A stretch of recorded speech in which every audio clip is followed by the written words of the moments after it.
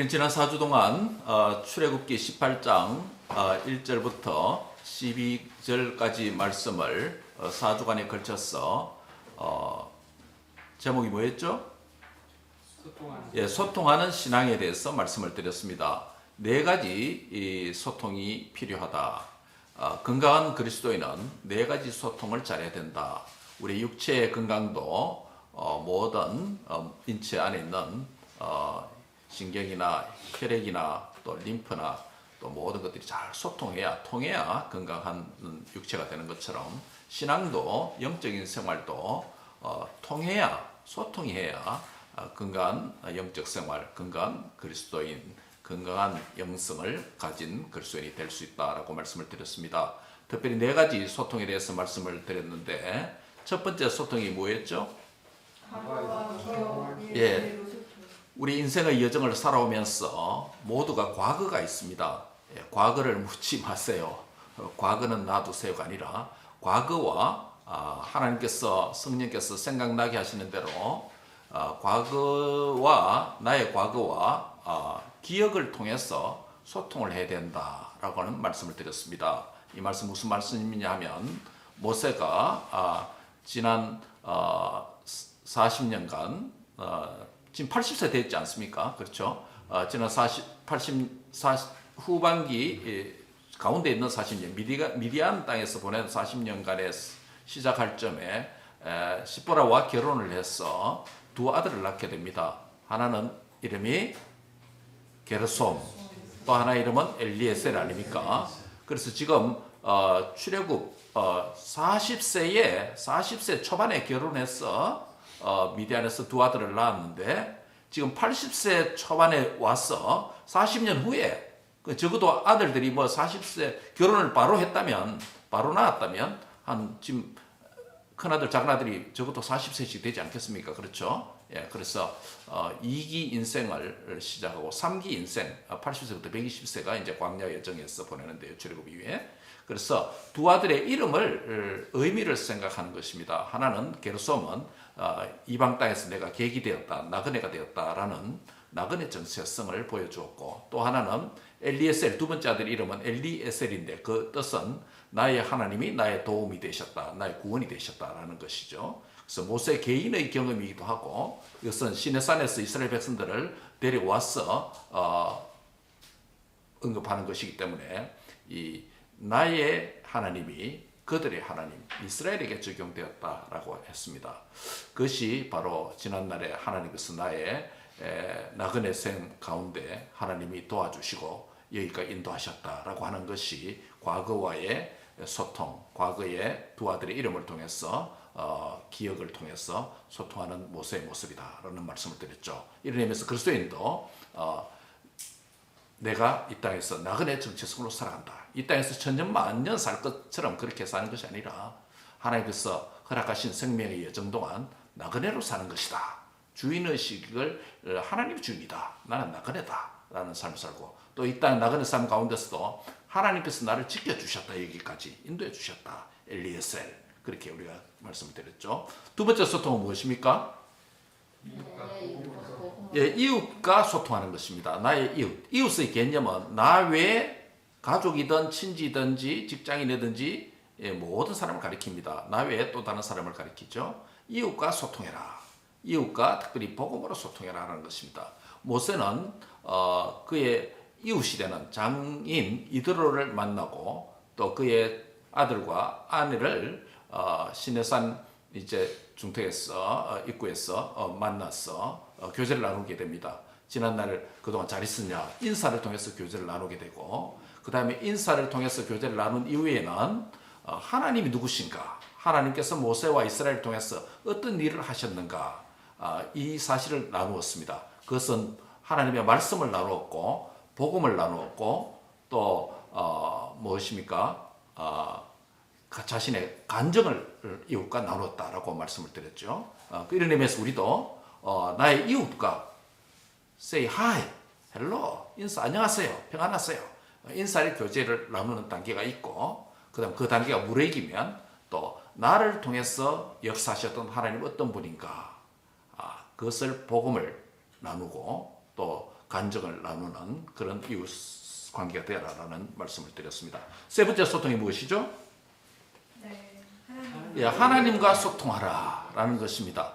이드로가 모세를 통해서 하나님의 하신 일, 또 하나님 어떤 분인지, 또 간증을 통해서 이드로가 서서히 변화되어지는 것을 우리가 보게 됩니다. 그렇죠? 이드로의 첫 번째 모세의 복음과 간증을 통해서 듣게 되어서 변화되어졌는데, 그는 첫 번째 뭡니까? 하나님의 구원을 인한 기쁨과 즐거움을 가졌습니다. 그렇죠? 구원의 기쁨과 즐거움을 가졌다.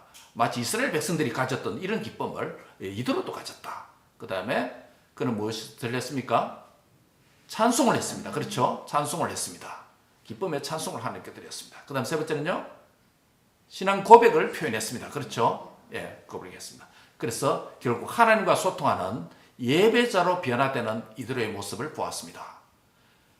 저와 여러분도 과거와의 소통을 하는 자가 되고, 또 이웃과 복음과 삶을 통해서 소통하는 자가 되고, 그리할 때 그 사람들이 성령과 말씀의 역사를 통해서 그리스도인으로 변화되고 구원의 기쁨과 즐거움을 가질 뿐만 아니라 그들도 나의 하나님, 나의 아버지라고 하는 참된 신앙 고백을 하는 자리에 이를 줄 믿습니다. 예, 이것이 복음과 소통한 자의 변화되는 하나님과 소통하는 자의 모습이었습니다. 그 다음에 마지막 단계가 무엇입니까? 신앙 소통. 예, 교회와 공동 식사로 소통하는 모습을 보았습니다. 우리가 지난 성찬주의를 맞이하면서 모세가 이드로와 함께 또 이스라엘 장로들과 함께 번제물과 희생물을 가져와서 아론과 이스라엘 장로들과 모세 장인이 함께 하나님 앞에서 먹는 모습을 보여주었습니다. 그렇죠? 이것은 바로 나의 교회와 구원받은 공동체와 함께 식사를 통해서 교제하는 식사 공동체의 모습, 이것의 진정한 모습은 예수 그리스도께서 잡히시기 전날 밤에 제정해 주신 성만찬을 함께 먹는 그런 그리스도 안에서 한 가족의 개념을 보여주었던 것입니다. 자, 오늘 이제는 이러한 소통, 네 가지 소통을 한 사람이 그 다음 단계로 어떻게 발전하고 자라가는지 역시 연결되어 있음을 보게 됩니다. 모세의 장인 이드로는 모세를 통해서 하나님께서 이스라엘을 위해서 애굽과 광야에서 행하신 구원의 일을 듣고 변화되었습니다. 현대어로 표현하면 그는 모세의 전도를 받고 예수님을 영접한 그리스도인이 되었다. 이드로는 이방 제사장이었습니다. 모세의 장인은. 그러나 모세가 나누는 이 복음과 하나님에 대해서 듣고 그가 구원의 기쁨과 즐거움을 가지고 하나님을 찬양하고 신앙 고백을 하고 하나님 백성 공동체와 함께 먹는 언약 백성 공동체 안으로 일원으로 들어가게 된 것이죠. 이들은 살아계신 하나님을 개인적으로 예배하는 자로 바뀌었습니다. 그리고 그는 개인적 신앙에서 이제는 더 나아가서 사회적이고 공적인 신앙인으로 자라갔습니다. 그 한 모습이 이드로가 번제물과 희생제물을 가지고 와서 하나님 앞에 제사를 드린 이후에 이스라엘의 공동체의 대표자인 누구요? 아론과 모든 장로들. 모세는 중보자죠. 그 이름이 없습니다. 그리고 미디안의 대표자 누구죠? 이드로. 함께 서로가 소속은 다르고 민족은 다르다 할지라도 모세라는 중보자를 통해서 신앙 안에서 함께 떡을 떼고 교제하는 사회적인 모습으로 공동체의 언약 백성과 하나 되는 그런 자로 자라가게 되었습니다. 한마디로 말하면 공적인 성도가 되었다. 공적인 그리스도인이 되었다. 여러분, 우리가 예수 믿는다고 할 때 저 심산유곡에 들어가서 불교에 수행하는 것처럼 모든 걸 잊어버리고 천산천하의 유아독존이다. 깨달음만 있으면 된다. 이렇게 신앙생활하는 기독교는 아닙니다. 기독교의 복음은 세상 안에서 뭐가 되라? 소금이 되고 세상에 빛이 되라는 것입니다. 세상 가운데 사는 것입니다. 공적인 그리스도입니다. 우리가 개인적으로 예수님을 만나고 믿었다면 그것으로 만족하면 안 됩니다. 이 신앙을 이웃과 다른 사람과 소통하는 공적인 신앙인으로 바뀌어져야 되는 것입니다. 그게 성장입니다. 믿음의 진보입니다. 그런데 그는 그 장면에서 또 멈추지 않고 한 걸음 더 나가서 하나님의 공동체를 섬기는 일에 온전히 쓰임을 받는 자가 된다는 것입니다. 이건 놀라운 변화입니다. 그래서 요즘 지난 몇 년 동안에 우리 기독교의 신학과 신앙에 중요한 화두가 있습니다. 무엇인지 아십니까? 여러분 공공신앙 들어보셨습니까? 공공신앙, 공공신앙, 공적인 신앙 들어보셨습니까? 최근에 우리 신학계 안에 그리고 경건, 그리스도인의 경건 생활, 또 교회의 신앙의 방향이 어디로 가야 되는가라고 했을 때 물론 성경은 공적인 신앙에 대해서 말하고 있습니다. 오늘 부분도 마찬가지고. 그런데 이 부분이 상당히 약화되어 있기 때문에 신학적으로, 신앙적으로 지난 몇 년간 신학께서 굉장히 강조되는 화두가 있습니다. 그게 뭐냐면 공적인 신앙, 공공신앙이다, 공공선이다. 이런 표현들이 많이 사용되고 있습니다. 그래서 학술을 해도 하고 논문도 많이 쏟아져 나오고 있습니다. 특별히 오늘 본문이 그렇습니다. 이드로가 하나님을 만나고 이스라엘 공동체와 함께 교통하는 수준에서 더 나아가서 사회 공동체를 섬기는 굉장히 차원 높은 수준으로 자라가는 모습을 보게 됩니다. 우리는 오늘 이 본문을 중심으로 하나님께 영광 돌리는 직분적 봉사에 대해서 말씀을 전가하고 은혜를 받고자 합니다. 한마디로 말하면 성경적 직분론이 뭔가라는 것에 대해서 오늘 말씀을 하고 있습니다. 어떻게 여러분 직분자가 될 수 있는지 그 과정을 오늘 본문이 말씀합니다. 모세는 시내산 인근에서 떨어진 가족들과 함께 만남과 교제로 잠시의 휴식을 가졌죠. 그 시간이 달콤한 시간이 지났습니다. 이어지는 본문 13절은 모세의 과중한 직무가 다시금 시작되었음을 보여줍니다. 이튿날에 모세는 자신의 직무 중에 하나인 백성을 재판하는 일을 하고자 앉아 있었습니다. 이 재판을 받고자 이스라엘 백성들이 각종 송사건을 가지고 와서 아침부터 저녁까지 모세 앞에 서 있습니다. 그 더운 사막의 일기 가운데서. 이 장면을 얼마 전에 모세를 통해서 하나님을 만나고 참된 신앙 고백을 하고 하나님과 소통하는 수준까지 자라갔던 장인 이드로가 가만히 지켜보니 굉장히 비합리적이고 비효율적인 것으로 보여졌습니다. 그래서 이렇게 묻습니다. 네가 이 백성에게 행하는 이 일이 어찌 됨이냐? 어째여 모세 너는 홀로 서 있고 백성들은 너 앞에 아침부터 저녁까지 이렇게 서 있느냐라고 14절 그렇게 장인 이드로가 모세에게 질문합니다. 여기서 모세가 홀로 앉았다라는 의미는 무슨 의미냐면 모세가 재판을 하는 자리에 있습니다. 재판관으로 앉아 있다는 것입니다. 여러분 현대 국가처럼 뭐 법정이 있고 변호사가 있고 검사가 있고 하는 게 아니라 신전 국가, 고대 신전 국가인 이스라엘의 출애굽 이후부터 재판의 기능은 모세가 맡았습니다. 나중에는 사사가 맡고 나중에 왕이 생기면 왕이 맡고 그렇게 됐죠. 지금은 모세가 그 일을 하는 것이죠. 그래서 백성들이 오는 이유를 하나님께 물으려고 모세에게 온다라고 장인에게 그렇게 대답을 합니다. 이스라엘 백성들이 서로 간에 법적인 송사의 문제가 발생했을 때 공정하게 판단을 받아야만 했죠. 공정하게 판단을 받아야 된다는 의미는 하나님의 뜻과 율법대로 재판을 공정하게 해야 된다는 의미가 됐죠.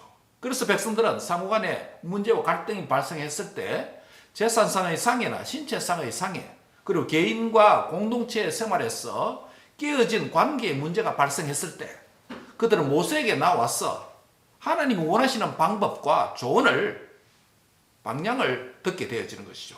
그래서 인간 대리자인 하나님과 백성 사이의 인간 대리자인 중보자인 모세에게 찾아와서 자초지종을 설명하죠. 상황을 설명합니다. 그럼 모세는 듣고 기도하면서 하나님 원하는 것이 뭔가 율법을 아직 받기 전이었으니까 이제 하나님께서 기도하고 하나님 주신 음성을 듣고 그렇게 판단하게 되는 거죠. 여러분 생각 한번 해보시기 바랍니다. 이 당시에 출애굽한 사람들이 몇 명이나 되었습니까? 아이와 노획자들 빼면 얼마 성인 남자만 몇 명입니까? 60만 아닙니까? 예, 그래 60만이다. 그때 아이 성인 남자 유아들과 다 합치면 보통 출애굽 인구를 한 200만으로 잡습니다. 200만으로 잡으면 여기 여러분 바람 잘 날 있겠습니까? 얼마나 여러분 한 가족이 5명, 6명 모이는 한 가족 안에도 뭐 때로는 의견이 맞아요 충돌되고 이렇게 하고 뭐 그런 일이 있는데 200만 명의 그룹 속에서 어떻게 뭡니까 어려움이 없겠습니까? 관계 문제도 있을 수 있고 재산상의 문제도 있을 수 있겠고 여러 가지 물질적인 문제도 있을 수 있겠죠. 그래서 이 문제를 해결하려고 하루에 오는 사람만 해도 엄청나게 해결해야 될 송사건이 엄청나게 많은 거죠. 모세는 일을 처리하기 위해서 의자에 앉아있고 백성도 다 서 있는 것입니다. 하루 종일 지나도 일을 처리 못하고 돌아가는 사람들이 또 많았겠죠. 이 장면을 본 장인이 그렇게 모세에게 질문한 것입니다. 그 17절에 뭐라고 말합니까? 너희 하는 것이 뭐하지 못하도다. 옳지 못하도다. 선하지 못하도다. 라고 그렇게 모세의 행위를 평가해 줍니다. 그 이유가 무엇입니까? 18절에 보면 너와 또 너와 함께한 이 백성이 필경 무엇이 쇠야 한다? 기력이 쇠야 한다. 일이 너에게 너무 중하다. 무겁다. 네가 혼자 할 수 없다. 한마디로 말하면 번아웃 될 것이라는 것입니다. 예, 탈진한다는 것입니다. 네가 판단해 주면 백성들은 판단을 잘 받고 하나님 뜻대로 문제가 해결되는 것은 좋다. 그러나 그게 한두 건이 아니다. 200만 명의 그룹에서 송사건이 얼마나 많이 일어나겠는가라는 이야기죠. 그래서 이 사실을 간파한 이드로가 한 가지 대안을 제시합니다. 모세에게. 무엇입니까? 이제 내 말을 들으라. 내가 너에게 한 방침을 가르치리라 라고 말을 합니다. 그런데 이 말에 모세는 얼마든지 반감을 가지고 대할 수도 있습니다. 왜냐하면 신정국가 체제에서 모세는 누구와 같은 존재입니까? 하나님과 같은 존재입니다. 모세의 말 한마디가 하나님의 말과 같습니다. 신정국가이기 때문에. 그래서 모세에게 지금 나온 것 아닙니까? 하나님의 음성을 들으려고. 그리고 신앙적으로 말하면 이대로는 이제 막 모세를 통해서 하나님을 알고 하나님을 믿게 된 이제야 내가 알았도다 라고 했잖아요. 그렇죠? 막 믿게 된 요즘 말하면 무슨 신자예요? 예, 초신자, 새 신자에 불과합니다. 새 신자가 신정국가의 지도자인 모세에게 아무리 장인이지만 내가 한 방침을 가리킨다. 네 잘못됐다. 이렇게 말하는데 모세가 태도가 어떻게 됩니까? 이들의 의견을 무시하지 않습니다. 민수기 12장 3절에 보면 이 사람 모세는 온유함이 지면의 모든 사람보다 더하더라라는 표현이 있습니다. 과연 이드로가 제안한 그 방침은 모세의 성품을 잘 보여주죠. 받아들이는 것. 그의 온유함이 지면의 모든 사람보다 더했다. 즉 사람을 세우는 이드로의 세 가지 원리를 오늘 본문이 말씀하고 있습니다. 세 가지 원리가 있습니다. 첫 번째 원리는 뭐냐면 따라합니다. 선택의 원리. 예. 모세는 장인의 좋은 대로 백성 중에서 21절과 25절에 보면 사람들을 선택하게 합니다. 어떤 자를 선택합니까? 21절, 25절 보면 어떤 자를 선택하죠? 능력 있는 사람을 선택합니다. 어떤 자가 능력 있는 자라고 말합니까? 또 무엇이 능력입니까? 여기서 세 가지 조건을 갖추면 능력 있는 자라고 말합니다. 첫 번째 조건이 뭡니까? 21절에 예, 하나님을 두려워하는 자. 따라합니다. 하나님을 두려워하는 자. 선택을 받고 택함을 받고 일꾼으로 세움을 입을 자의 조건이 있습니다. 첫 번째 조건이 뭐라고요? 하나님을 두려워해야 된다는 겁니다. 여기서 하나님을 두려워하는 자는 사람을 두려워하지 않고 세상을 두려워하지 않고 사람의 눈치를 안 보고 신앙생활 제대로 하는 사람을 가리킵니다. 이런 사람이 진정한 리더가 될 수 있다는 것입니다. 하나님을 두려워하는 것은 우리 기독교 신앙의 핵심입니다. 여러분 신약 성도들도 마찬가지입니다. 잠언에 보면 여호와를 경외하는 것이 뭐의 근본이다? 지식의 근본이고 지혜의 근본이다 말합니다. 경외가 뭡니까? 두려워한다는 거 아닙니까? 그 경외라는 것은 공포감의 두려움이 아닙니다. 하나님을 사랑하기 때문에 공경하는 예배성의 두려움입니다. 하나님을 경외한다고 하면서 내가 이런 말을 해도 되겠는가? 하나님을 경외한다면서 이렇게 얘가 예배를 드려도 되겠는가? 하나님을 경외하면서 내가 이렇게 살아야 되겠는가? 하나님 경외하는 덕목입니다. 하나님 앞에 직분자로 선택을 받아서 쓰임을 받으려면 가장 첫 번째 조건이 뭐라고요? 하나님을 두려워할 줄 알아야 됩니다. 왜냐하면 그 직분으로 봉사할 때 궁극적으로 그 섬김을 받는 분이 누굽니까? 하나님 자신이기 때문에 직분적 봉사를 받는 분이 하나님이기 때문에 하나님을 두려워한 자야 된다. 여러분, 교회의 직분을 오해하는 경우가 많습니다. 교회의 직분을 뭡니까? 사람 앞에 세움을 받고 사람이 투표하기 때문에 사람이 앞에 세움을 받는 것 같고, 또 뭡니까? 또 목사가 세우는 것 같지만 전혀 그렇지 않습니다. 목사를 통해서 또 회의 결정 과정을 통해서 투표를 통해서 한다 할지라도 궁극적으로 세우는 분이 누굽니까? 하나님이 세우시고, 그 다음에 그 섬김을, 그 직분자를 통해서 세움을 받는, 섬김을 받는 분이 누굽니까? 하나님입니다. 그렇기 때문에 첫 번째 조건이 뭐라고요? 하나님을 경외할 줄 아는 자가 되어야 된다는 겁니다. 이것은 하나님과의 로드십의, 주인됨의 관계입니다. 자신과 가정과 직장과 교회의 주인이 나 자신이 아니라 누구다? 하나님이라고 고백하는 삶을 사는 자가 하나님 앞에 세움을 받고 일꾼으로 쓰임을 받을 수 있다는 것입니다. 한마디로 이것은 vertical relationship, 종적인 관계, 대신 관계에 대한 자질을 갖춘 자라고 말할 수 있습니다. 사랑하는 성도 여러분, 저와 여러분도 주님의 몸된 교회, 여러 유형의 직분을 가진 자입니다. 적어도 성도, 그리스도인이라고 하는 동일한 고귀한 직분을 가지고 있습니다. 오늘 우리 김민주 강사님 기도한 대로 성도라고 하는 이 거룩한 직분을 저와 여러분이 다 가지고 있습니다. 특정한 직분에 제한시키지 마시기 바랍니다. 오늘 말씀을. 성도라고 하는 직분, 이 직분의 가장 중요한 측면이 뭐다? 어떤 덕목이다? 하나님을 두려워해야 된다라는 것입니다. 대신 관계에 있어서 하나님을 경외하고 세상을 두려워하고 사람의 눈치를 보는 자가 아니라 하나님을 두려워하고 신앙생활하면 승리할 줄 믿습니다. 하나님을 두려워한 성도들이 다 되시길 주의 이름으로 축복합니다. 두 번째로 조건이 무엇입니까? 어떤 자가 능력이 있는 자로 말합니까? 21절에 보면 21절에 진실한 자, 따라합니다. 진실한 자가 됩시다. 예, 한마디로 말하면 이 말은 믿을만한 사람이다라는 뜻입니다.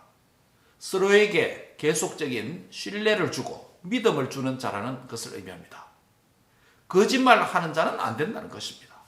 하나님과 사람 앞에 정직해야 직분자의 자격이 있습니다.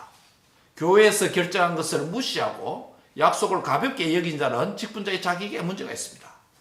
직분자가 될 때 두 가지 자질이 두 번째 자질인 이 진실한 자라고 하는 조건은 왜 있냐 하면 이 직분자가 섬기는 하나님이 무엇이기 때문에? 참이시고 진리이기 때문에. 예, 우리가 섬기는 하나님이 거짓의 하나님이 아니라 죽은 하나님이 아니라 살아계시고 진리의 하나님, 진실의 하나님이기 때문에 그 섬기는 직분자도 뭐하다? 어떤 자야 된다? 예, 진실이 필요하다는 것입니다. 정직한 자라는 것입니다. 거짓으로 섬기는 윗선의 봉사는 자기 만족은 될 수 있고 다른 사람의 눈에는 일시적으로 만족이 줄 수는 있지만 하나님은 그 봉사를 받지 아니하십니다. 사실은 하나님과의 관계뿐만 아니라 두 번째 덕목은 사람과의 관계에 있어서 신뢰를 줘야 된다. 이 신뢰를 주지 못하면 참된 직분자가 될 수 없다라는 것입니다. 그래서 이것은 두 번째, 앞으로 첫 번째 하나님을 두려워하는 것은 종적인 관계, 대신 관계에 대한 덕목, vertical relationship이 문제라면 두 번째 뭐죠? 진실한 자라고 하는 이 덕목은 누구의 관계? 사람과의 관계, 대인 관계에 대한 자질이다. horizontal relationship이다 라고 말할 수 있습니다. 대인 관계에 있어서도 정직과 진실이 그리스도인은 필수적이다 라는 말씀입니다. 사랑하는 성도 여러분, 하나님을 섬기고 세상을 섬기는 세상의 빛과 소금으로 부름을 받은 그리스도인으로서 성도인 저와 여러분은 하나님과 사람 앞에서 정직한 자, 진실한 자로 살아가시기 바랍니다. 아멘. 세 번째, 어떤 자가 능력이 있다고 말합니까? 21절에 보면 불의한 이익을 미워하는 자다. 불의한 이익을 미워하는 자다. 무슨 말입니까? 공동체를 섬기는 천부장, 1000명 가운데 리더, 100명 가운데 리더. 1000명 가운데 리더면 우리 홍규군 군대에서 1000명을 리더하는 계급은 뭡니까?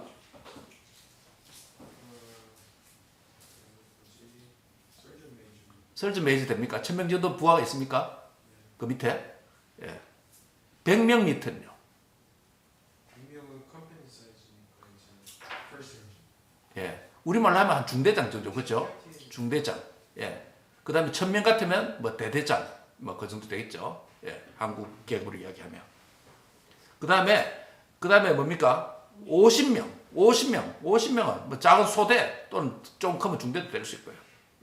그 10명은 분대, 그죠? 한 분대 됩니다. 10부장이라고 부르죠.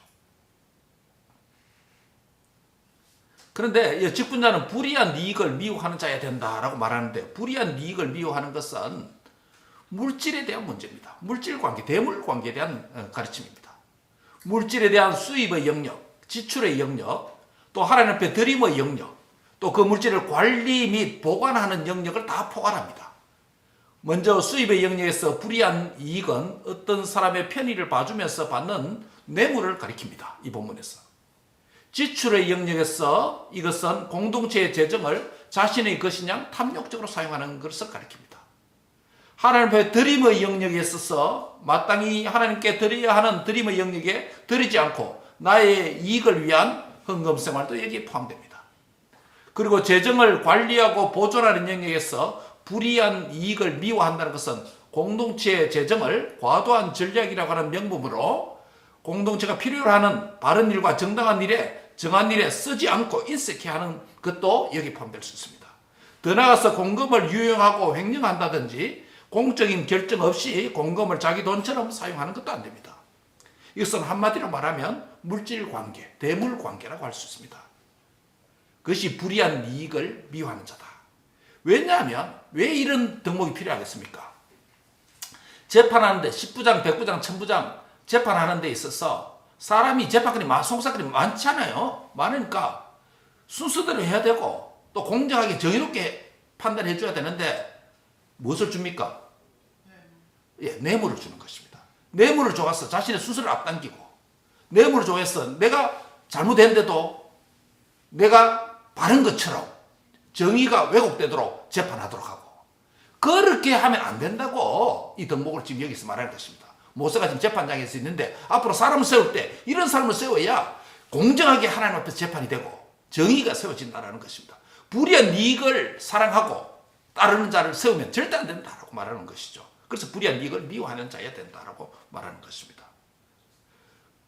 그러므로 살아계신 하나님과 그분의 교회를 섬기는 참된 일꾼, 참된 봉사자, 참된 예배자, 참된 직분자 세 가지 가치를 반드시 점검해야 됩니다. 따라합니다. 나는 그리스도의 교회, 하나님의 일꾼입니다. 우리 모두가 그래, 하나님 일꾼이에요. 참된 일꾼으로, 참된 봉사자로, 참된 예배자로 섬기려면 세 가지 조건이 반드시 점검해야 됩니다. 나날이. 첫 번째 뭐라고요? 하나님을 두려워해야 된다. 하나님을 두려워해야 된다. 하나님 두려움 없으면 신앙이 무너집니다. 하나님 두려움 없이 살면 세상의 방식, 사람의 방식에 세상의 풍조로 쫓을 수밖에 없습니다. 하나님을 두려워하지 않는 것, 그 건강한 신앙 아닙니다. 무엇을 결정할 때도, 무엇을 설계할 때도 하나님은 어떻게 생각하실까? 하나님이 원하시는 뭘까? 하나님의 뜻은 무엇일까? 그것이 하나님을 경외한 구체적인 모습입니다. 사랑하는 성도 여러분, 우리 어머니 아버지 성도들뿐만 아니라 우리의 자녀들도, 언약의 자녀들도 내가 무엇을 인생을 계획하고 준비하고 설계할 때 내가 인생의 주인인 것처럼 사는 것이 아니라 나는 청직이고 하나님이 나의 주인이고 하나님 도움과 엘리에셀, 하나님 도움 없이 난 살 수 없고, 그렇기 때문에 나는 하나님을 의지할 수밖에 없다. 그 하나님 나의 인생의 주인이고 왕이시다. 그 하나님을 두려워해야 내가 성공할 수 있다. 이런 태도와 자세를 가지고 하나님을 경외하는, 하나님을 두려워하는 진정한 성도가 다 되시기를 바랍니다. 아멘. 하나님을 두려워한 자는 내가 하나님만 두려워한다. 나 앞으로부터 사람을 다 무시하겠다. 그것도 잘못된 겁니다. 하나님을 두려워하고 하나님을 사랑하는 자는 결국 누구도 이웃을 사랑하는 것입니다. 하나님을 사랑한다고 하면서 사람을 무시하면 안 되죠. 진정한 하나님의 사랑은 진정한 사람을 사랑하는, 이웃을 사랑하는 자입니다. 그래서 이웃 앞에서도 진실한 자로 살아가야 되는 것이죠. 그 이웃도 누구이기 때문에 내가 하나님 형상으로 지음을 받은 자라면 내 이웃도 누구? 그도 나와 동일한 존귀한 하나님의 백성이죠. 그렇기 때문에 그 사람에게 내가 어떻게 된다? 진실하게 대해야 되죠. 예. 그 사람에게 피해를 주고 속인다는 것은 그 사람을 하나님 존귀한 인격으로 안 본다는 것이죠. 그래도 하나님의 사랑과 이웃 사랑은 한 가지라고 말하는 이유가 바로 여기 있습니다. 세 번째는, 두 번째 적용하면 나 외에 다른 사람은 다 이웃입니다. 배우자이든지 자녀이든지 부모이든지 형제이든지 직장 상사이든지 직장 하급자이든지 직장 동료이든지 모두에게 말하라. 진실하고 정직해라. 그것이 성도가 가져야 되는 대인관계에서 중요한 덕목이다 라는 것입니다. 우리 학생들은 시험 칠 때 요즘 뭡니까? 저도 줌을 통해서 강의도 하고 시험도 줌을 통해서 학생 치르게 합니다. 줌을 통해서 카메라 눈이 안 온다고 컨닝하고 그렇게 막 하죠. 제가 오픈북 안 하다가 오픈북을 한번 해줬습니다. 워낙 그게 많아서. 정직하게 치르기 위해서. 괜히 학생들 양심에 어긋난 일을 하는 거 내가 가르친다. 이런 생각이 들었어. 대면하면 시험 치게 하는데 줌을 통해서 하니까 컨닝할 가능성이 많았어. 그래서 이 학생도 죄짓게 하면 안 되겠다. 오픈북으로 바꿔야겠다. 배우면 보고 빨리 찾아주세요. 그러나 시간을 정해주고 그렇게 하도록 바꾼 학교도 있습니다. 우리가 사람 앞에 정직하고 정의롭고 진실한 그리스도인이 되시기 바랍니다. 그게 세상의 빛입니다. 그게 세상의 소금이 되는 것입니다. 마지막 세 번째는 물질과 관계입니다. 우리가 하나님 앞에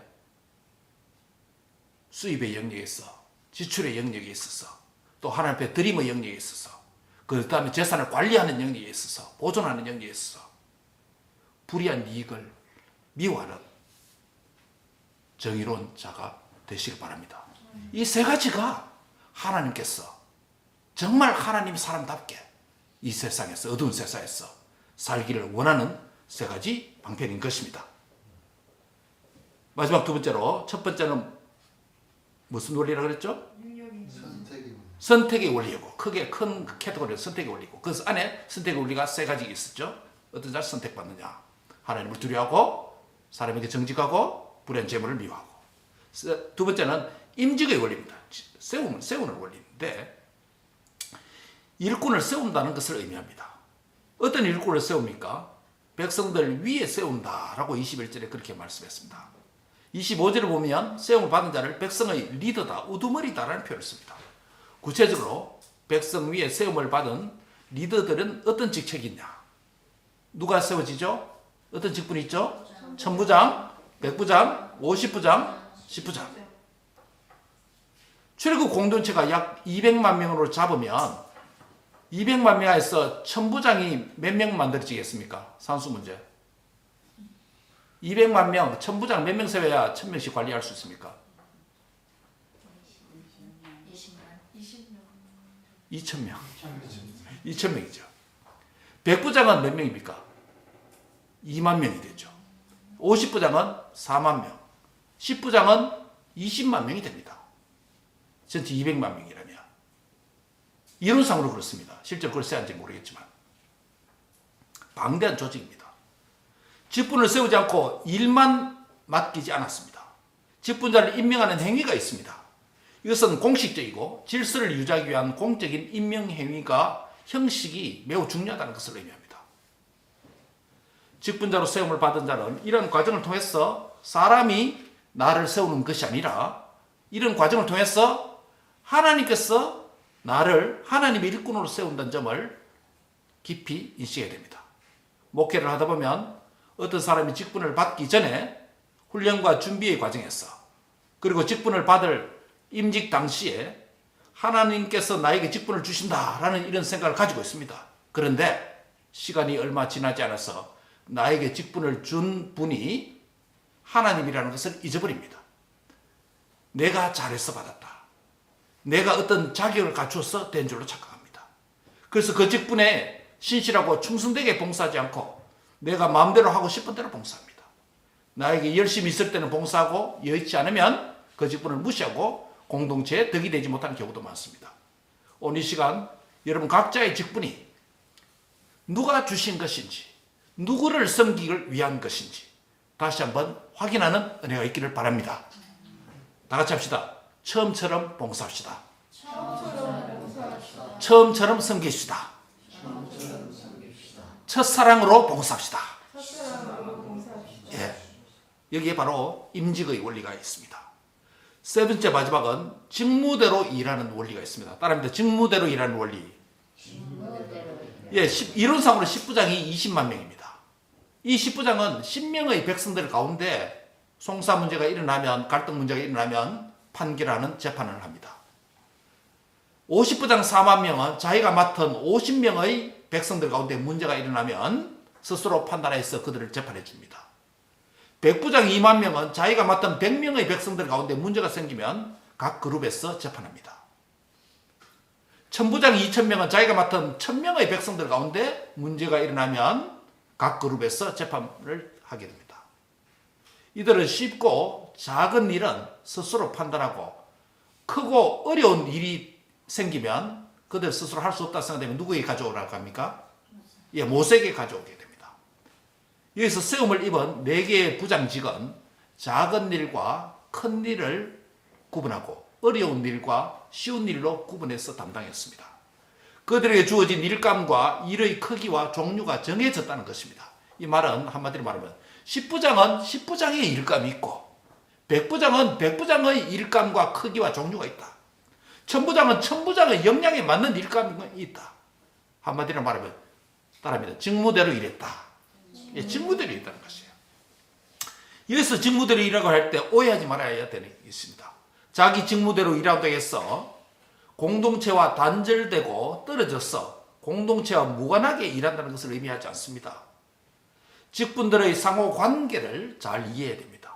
먼저 하나님과 그 율법과 말씀에 순종해서 모세는 천부장들에게 가르쳐야 되고, 천부장은 백부장을 가르치고 지도해야 되고, 백부장은 50부장을 지도하고 50부장은 10부장을 지도합니다. 역으로 말하면 10부장은 50부장에게 속합니다. 50부장은 100부장에게 속합니다. 100부장은 1000부장에게 속합니다. 1000부장은 모세에게 속하고 모세는 누구에게 속합니까? 예, 하나님에게 속합니다. 이게 구도입니다. 조직입니다. 이것은 직분들 사이의 상하관계나 계급주의를 말하는 것이 아니에요. 직분의 질서이고 직분자들 사이의 상호관계와 행정적 원리를 잘 보여줍니다. 그래서 하나님의 교회는 뭡니까? 화평한 교회다. 질서가 있어야 된다라고 신약 성경에 말하는 이유가 바로 여기있습니다. 직무대로 일한다고 하는 이러한 임직은 고유한 섬김과 고유한 섬김 대상과 영역이 있다는 것을 암시합니다. 10부장은 10부장대로 50부장은 50부장대로.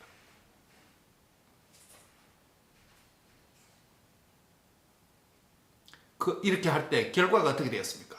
오늘 이 본문이 어떤 본문이냐면 이스라엘 공동체의 직분이 최초로 나누어지는 분화되는 역사적 사건입니다. 여러분 모세 한 사람을 지도자로 세웠잖아요. 그렇죠? 그런데 이스라엘 역사에서 천부장, 백부장, 50부장, 10부장 직분이 리더십이 나누어지고 분열되는 사건 최초의 사건이 이 장면이에요. 이게 누가 제안한 겁니까? 이드로예요. 이드로가 무슨 신자라고요? 이방인이었는데 지금은 새신자예요. 새신자가 이 아이들을 냈어요. 초신자가 이 아이들을 냈어요. 그동안 열심히 신학 공부하고 그 다음에 열심히 목사 되었던 사람이 하는 게 아니고 새신자가 이 아이들을 냈어요. 새신자 눈에 보이는 게 이거예요. 여러분, 이 모습이 오늘 우리 교회의 모습을 잘 보여줍니다. 우리가 잘 소통해야 된다는 이야기가 이겁니다. 새신자의 이야기도 들어봐야 되고 남자의 눈을 들어봐야 되고 여자의 눈으로 보는 것도 들어봐야 되고 아이가 말하는 것도 들어봐야 되고 이게 소통이 잘 됐대 건강한 교회인 줄 믿습니다. 이대로 새신자예요. 비록 장인이지만 신전 국가에서 모세를 대적하면 안 됩니다. 하나님께서 못하게 합니다. 신전 국가의 체제에서 이대로 새신자가 말하는 것을 모세가 수용하고 그것이 이스라엘의 직분 역사에 있어서 리더십의 역사에 있어서 나누어게 되는 굉장히 탁월한 지혜가 새신자 입에서 나왔습니다. 이것이 이스라엘 공동체, 출애굽 공동체에 있었던 일이라면 오늘 신약 교회의 지체가 된 우리는 이 말씀을 어떻게 우리에게 적용할 수 있을까요?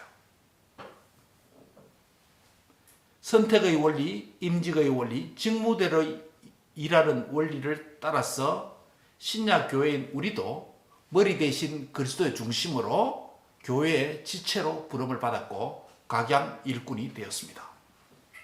에베소서 4장 11절에 보시면 그가 어떤 사람은 사도로, 어떤 사람은 선지자로, 어떤 사람은 복음 전하는 자로, 어떤 사람은 목사와 교사로 쓰임을 입었다고 말하므로 교회 안에 다양한 직분이 있음을 말씀합니다.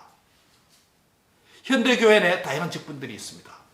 그런데 왜 우리에게 다른 각각의 직분을 우리에게 주셨을까요? 직분에 대해서 성경적으로 바르게 이해하고 바른 섬김을 하면 그 직분은 교회를 건강하게 세우는 도구로 쓰임을 받습니다. 우리의 직분이 어떤 도구가 되어야 될까요? 에베소서 4장 12절을 다 같이 찾아서 읽습니다. 에베소서 4장 12절. 우리의 직분의 초점이 무엇인가? 우리의 봉사의 초점이 뭔가? 4장 12절 찾았습니까? 같이 읽습니다. 에베소서 4장 12절 Ephesians 4:12 시작. 이런 성도를 온전하게 하며 봉사의 일을 하게 하며 그리스도의 몸을 세우려 하심이라. 여기서 현대 교회의 직분의 세 가지 기능을 말합니다. 아까 이스라엘 백성들 가운데 리더들을 세우는 가운데 직분자 세우는 데 세 가지 능력이 있었죠. 첫 번째 뭡니까? 하나님을 두려워하고, 두 번째 사람에게 진실하고, 세 번째 불의한 이익을 미워하는 자. 오늘 신약 교회에 세움을 받는 일꾼의 세 가지 직분의 기능을 말합니다. 첫 번째 뭐랍니까? 성도를 온전하게 하는 것이다. 나의 존재는 교회를 떠난 존재가 될 수 없습니다. 교회를 떠나서 교회의 존재를, 우리의 존재를 설명할 수 없습니다. 그리스도와 함께 죽고 함께 부활한 자는 머리 대신 그리스도의 몸된 교회의 지체로 부름을 받았습니다. 즉 저와 여러분은 모두가 교회 안에서의 인격이고 교회의 중심적인 존재입니다. 학업과 직업과 결혼과 가정과 교회와 예배와 주의를 섬기는 것도 모두가 교회를 중심에 둬야 됩니다. 학업과 직업 때문에 교회를 떠나고 등지고 멀리하지 말아야 됩니다. 주객이 전도된 인생입니다. 잘못 사는 인생입니다. 우리는 교회 중심적 삶을 가장 고귀하고 가치 있는 것으로 살아가는 성도의 라이프 스타일이 되어야 되는 것입니다. 내 자신이 교회의 지체란 말은 몸의 한 부분이라는 의미입니다. 교회라는 것은 내 혼자 존재할 수 없습니다. 서로가 연결되어 있습니다. 에베소서 4장 16절에 보면 그에게서 온몸이 각 마디를 통하여서 도움을 받음으로 연결되고 결합되어 있다라고 말합니다. 한번 보시기 바랍니다. 이 교회입니다. 머리 대신 그리스도의 중심으로 우리 인체의 각 지체가 있죠. 손도 있고 발도 있고. 교회가 바로 이것입니다. 서로에게 연결되어 있습니다. 교회는 생명 공동체이기 때문에 우리의 섬김은 성도를 온전하게 만드는 일을 해야 됩니다. 나의 작은 섬김을 통해서 옆에 있는 성도가 온전한 믿음을 가지고 온전한 신앙을 가지고 온전한 삶을 회복하고 온전한 성도로 자라가는데 도움이 되는 그런 봉사의 섬김이 되시기를 바랍니다. 두 번째로 봉사의 일을 하게 한다는 겁니다. 교회를 섬기는 것은 봉사의 일입니다. 교회의 직분은 봉사직입니다. 절대 명예직이 아닙니다. 명세직이 아닙니다. 여러분이 교회를 섬길 때 금전적인 보상이나 대가를 바라지 않습니다. 그것은 오직 직분을 주신 하나님을 위해 신실하고 충성스럽게 봉사할 때 하나님께서 갚아주신다는 일념으로 하는 것입니다. 물론 또 뭡니까? 교회에 또 정직원은 다릅니다. 교회를 우리를 구원해 주신 것만 해도 감사한데 직분과 일감까지 주시니 감사함으로 섬기는 것입니다. 예수님께서 우리를 섬기러 오셨기 때문에 우리도 교회의 머리 대신 주님을 닮아서 다른 사람을 섬기고 봉사하는 직분입니다. 우리에게 직분을 주시면 뭐 하기 위함이다? 봉사하게 하기 위한 것이다. 봉사하지 않는 직분은 유명무실의 직분입니다. 이름만 있는 자가 아니라 봉사하는 일꾼들이 되시기 바랍니다. 기도로 봉사하시기 바랍니다. 몸으로 봉사하시기 바랍니다. 주시는 물질로 봉사하시기 바랍니다. 마음과 영혼을 다해 주와 복음과 교회를 봉사하는 일꾼이 되시기를 바랍니다. 마지막으로 세 번째 뭐라고 말합니까? 교회. 그리스도의 몸을 세우는 것이다.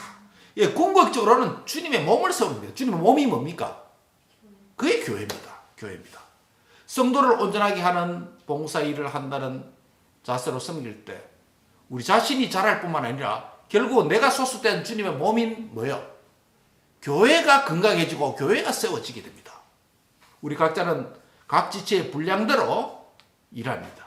그러면 그 몸을 자라게 하시는 분은 누구다? 하나님이십니다. 그러면 결국 그리스도의 몸이 세워지게 되는 것입니다. 이것은 교회가 교회다워진다는 의미죠. 자신이 영적으로 건강하면 교회의 한 부분을 건강하게 만드는 데 기여하게 됩니다. 교회가 건강하면 개인도 건강하게 되는 신앙의 토양이 제공됩니다. 여러분의 직분에 대한 바른 이해와 바른 섬김은 결국 주님의 몸된 교회를 세우고 건강한 교회를 만든다는 것을 확신하시기 바랍니다. 그러므로 직분은 주님의 몸된 교회를 건강하게 세우는 도구입니다. 여러분의 직분으로 교회를 건강하게 세우는데 기여하는 귀한 일꾼들이 되시기를 주의 이름으로 축복합니다. 말씀을 맺습니다. 주님의 몸된 교회에 영광스러운 직분을 받아서 저와 여러분은 함께 주님의 몸을 섬기고 있습니다. 그런데 여러분 직분은 어떤 것입니까? 하나님께서 나를 선택하여서 교회를 통하여서 직분을 주셨습니다. 선택의 원리를 따라서 임직의 원리를 따라서 직무대로 일하는 원리를 따라서 직분을 주셨습니다. 나의 직분에 따른 직무를 신실하게 잘 수행하시기 바랍니다. 그래야 할 때 옆에 있는 성도를 온전하게 만듭니다.